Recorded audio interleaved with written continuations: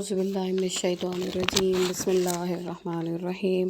السلام علیکم یا حجت اللہ فی عرضی۔ ساتھیو، محمد وال محمد کو اللہ تعالیٰ نے ہم پر جو ہے وہ ایک قیمتی تحفہ بنا کر بھیجا ہمارے لیے، اور قیامت کے دن جو ہے وہ یہی وہ نعمت ہے جس کا حساب لیا جائے گا ہم سے۔ محمد وال محمد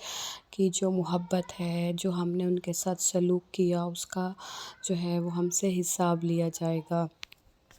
اور حضرت امام محمد باقر علیہ السلام کے بارے میں آج ہم ڈسکس کریں گے۔ اسماء جو ہے سلسلہ رسالت کی جو ہیں وہ 5ویں کڑی، یعنی حضرت امام محمد باقر علیہ السلام، سلسلہ امامت کی 5ویں کڑی، اور آپ حضرت امام حسین علیہ السلام کے پوتے ہیں، امام زین العابدین علیہ السلام کے بیٹے۔ میدان کربلا میں بی بی سکینہ سلام اللہ علیہا جب 3.5 سال کی تھیں تو آپ کی عمر جو ہے وہ 4 یا 5 سال بتائی جاتی ہے۔ آپ چھوٹے بچوں میں جو ہیں وہ امام زین العابدین علیہ السلام کے ساتھ تھے۔ یہی وجہ تھی کہ امام علیہ السلام جو ہے وہ سیدھا کھڑے نہیں ہو سکتے تھے، کیونکہ ان بچوں کو اتنے تنگ رسوں میں باندھا گیا تھا کہ اگر امام علیہ السلام سیدھے کھڑے ہوتے تو ان کا گلا جو ہے وہ گھٹتا تھا۔ ساتھیو، محمد وال محمد پر جو ہے وہ ہمیشہ ظلم کے انتہا ہوتی رہی، چاہے وہ بچے ہوں، چاہے وہ بڑے ہوں، چاہے وہ بزرگ ہوں، اور پھر بھی آپ نے دین اسلام کو جو ہے وہ پھیلانا جو ہے نہ چھوڑا۔ تو ساتھیو، کیونکہ ایام شہادت حضرت امام محمد باقر علیہ السلام ہے، تو کوشش کروں گی کہ آپ کو مولا کی شہادت کے بارے میں بتاؤں۔ حضرت امام محمد باقر علیہ السلام کیونکہ اپنے آباء و اجداد کی طرح اپنے علم میں مشہور تھے، معروف تھے، تو یزید کی جب موت واقع ہوئی تو اس کے بعد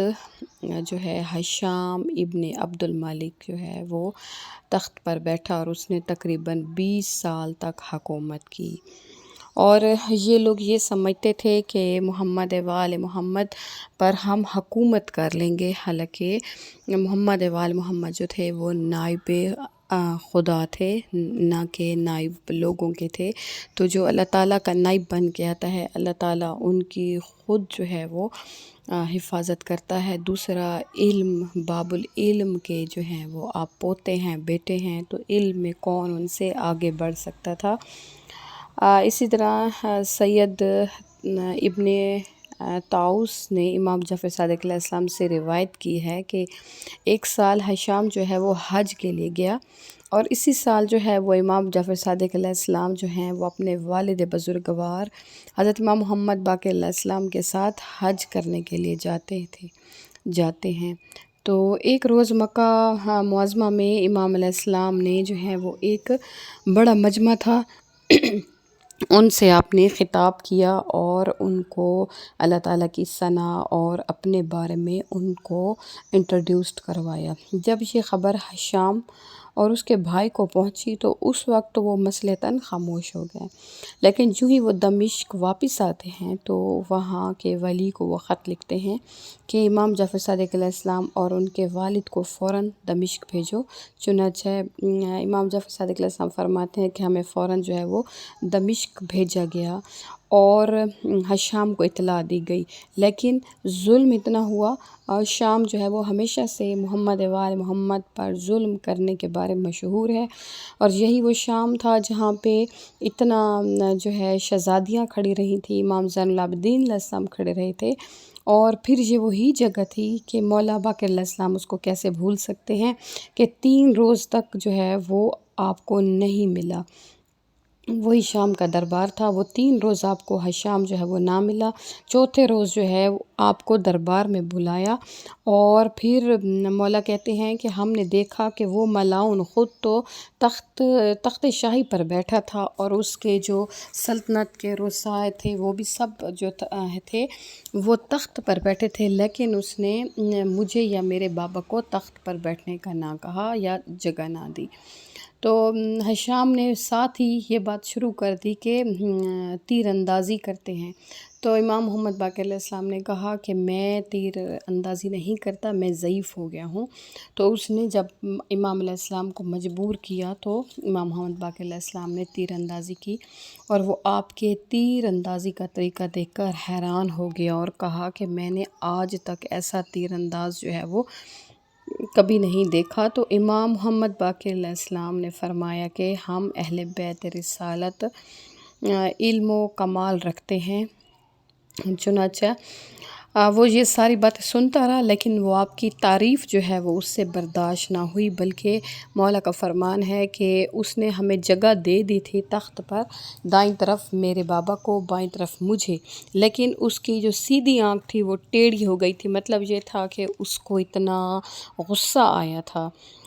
تو پھر اس نے کہا کہ مولا سے کہ کیا ہم سب عبد المناف میں سے نہیں ہیں؟ یعنی ایک آپ کے آباء و اجداد تھے جن کا نام عبد المناف تھا، کیا اس میں سے ہم نہیں ہیں؟ تو مولا نے فرمایا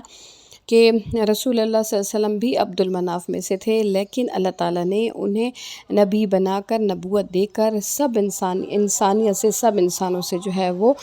برتر بنا دیا، سب سے جو ہے وہ بلند مرتبہ بنا دیا۔ تو اسی طرح ہم اہل بیت بھی بے شک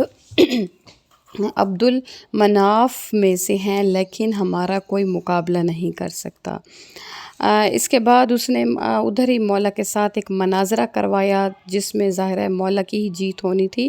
پھر حشام نے مولا سے پوچھا کہ اگر آپ کی کوئی حاجت ہے تو بیان کرو۔ تو امام علیہ السلام نے کہا کہ میری یہ حاجت ہے کہ میرے اہل و عیال جو ہیں وہ پریشان ہیں، کہ میں جو ہوں شام میں ہوں، میرا بیٹا شام میں ہے، تو مجھے جو ہے وہ مدینہ بھیجا جائے۔ مدینہ میں جب آپ کو بھیجنے لگے تو اس نے جو ہے رستے میں لوگوں کو کہا کہ حضرت امام محمد باقر علیہ السلام اور امام جعفر صادق علیہ السلام جو ہیں وہ آ رہے ہیں۔ جب آپ مدائن سے گزرے تو وہاں لوگوں کو کہا گیا کہ یہ دونوں جادوگر ہیں، اسی لیے کوئی ان کو سودا سلف نہیں دے گا، کوئی ان کو اپنے گھر میں جو ہے وہ پناہ نہیں دے گا۔ تو امام محمد باقر علیہ السلام کہتے ہیں کہ ہمیں کسی نے بھی پناہ نہ دی، اور ہم اسی طرح جو ہے جب سودا سلف نہ دیا تو آپ ایک پہاڑ پر کھڑے ہوئے، اس پہاڑ پر جس پہاڑ پر حضرت شعیب علیہ السلام کھڑے ہوئے تھے، اور آپ نے اپنی قوم کو بددعا دی تھی، جب آپ نے وہاں کھڑے ہو کر لوگوں کو اپنا تعارف کرایا تو لوگ جو ہیں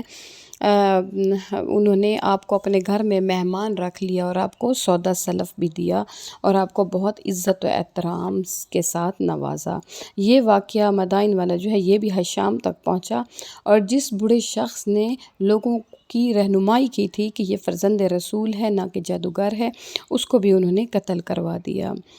اب ساتھیوں کیا ہوا کہ حضرت امام محمد باقر علیہ السلام کی شہادت،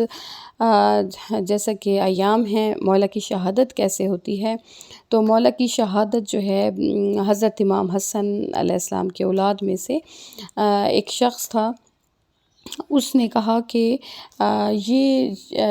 امام محمد باقر علیہ السلام اور امام جعفر صادق علیہ السلام یہ کہ کیونکہ شہزادے اصغر ہیں، یعنی امام حسین علیہ السلام کے اولاد میں سے ہیں اور میں امام حسن علیہ السلام کے اولاد میں سے ہوں، لہٰذا مجھے جو ہے وہ امامت ملنی چاہیے تھی، ان کو کیوں ملی؟ تو امام محمد باقر علیہ السلام نے اس کو بلا کر بہت سمجھایا، لیکن وہ نہیں مانا۔ اس کے بعد وہ شام چلا گیا اور وہاں جا کر اس نے حشام کے پاس جا کر سازشیں اور شکایتیں شروع کر دی، اور آہستہ آہستہ اس نے حشام کو بھی اپنے ساتھ ہموار کر لیا کہ امام علیہ السلام کو شہید کر دے۔ تو حشام نے جو ہے وہ ایک زین بھیجی امام علیہ السلام کی خدمت میں، ایک زین بھیجی جو کہ زہر آلودہ تھی، اور ساتھ ہی اس نے ایک خط بھی بھیجا، اور اس نے وہی جو کہ امام حسن علیہ السلام کے اولاد میں سے زید تھا اس کے حوالے کی۔ اس نے جب زین اور خط جو ہے امام علیہ السلام کی خدمت میں دیا تو امام علیہ السلام نے زید سے کہا کہ تم نے کس قدر جو ہے وہ عظیم اور غلط ارادہ کیا ہے، پس آپ نے جو ہی اس زین کو استعمال کیا تو زین کے ذریعے جو جو ہے اس کا زہر جو ہے وہ امام علیہ السلام کے جسم مبارک میں سریت کرتا گیا، جس سے جو ہے وہ آپ کے جسم مبارک میں ورم ہونا شروع ہو گیا، اور تیسرے دن جو ہے وہ آپ کی شہادت ہو گئی۔ آپ کی عمر جو ہے اس وقت صرف 57 برس کی تھی۔ آپ کی ولادت جو ہے وہ رجب میں ہوئی تھی، یکم رجب کو، اور یکم رجب کو ہوئی تھی، یوم جمعہ کو، اور آپ کی شہادت جو ہے وہ 7 ذی الحج کو ہوئی ہے۔ اللہ تعالی ہم سب کا ناصر، ہم مومن و مددگار، اور ہم سب کا شمار جو ہے وہ محمد و آل محمد کے ناصران میں ہو، آمین یا رب العالمین۔